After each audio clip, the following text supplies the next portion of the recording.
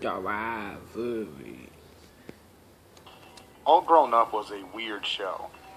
Take the Rugrats, age them up 10 years, and then put them in uncomfortable situations, like watching Tommy try to make it with a girl on the original Rugrats when it comes to weird and disturbing moments. About the one time All Grown Up managed to get on that level. This moment comes to us from the two-part episode, Interview with a Campfire, in the form of a character called Bean Matson.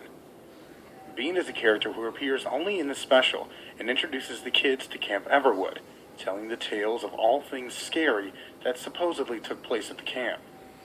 Tommy to Dill and the others, he was finally able to be put to rest, but not before giving them one good scare.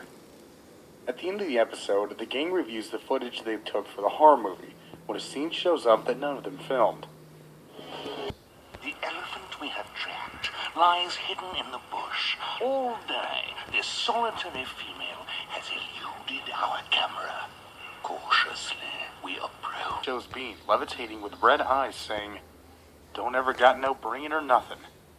I have no idea what that means, but it sure scared the supernatural beings are not really ever mentioned at the Rugrats. The only other one being Lil Q from the All Grown Up Valentine's Day episode. So I guess he decided to freak them out for shits and giggles. Dark Harvest. Murder mystery. When it comes to disturbing moments, Invader Zim features them in spades. Two reasons.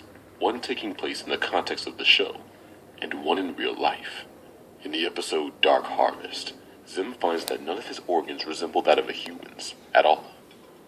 In the episode Dark Harvest, Zim finds that none of his organs resemble that of a human's, which causes problems when he gets a case of head visions and has to go to the nurse. Realizing that the nurse will discover his alien organs, Zim decides to steal the organs of humans in the school, putting inanimate objects in their place, resemble that of a human's at all, which with head visions and has to go to the nurse. Realizing that the nurse will discover his alien organs, Zim decides to steal the organs of humans in the school, putting inanimate objects in their place. Zim decides to steal the organs of humans in the school, putting inanimate objects in their place.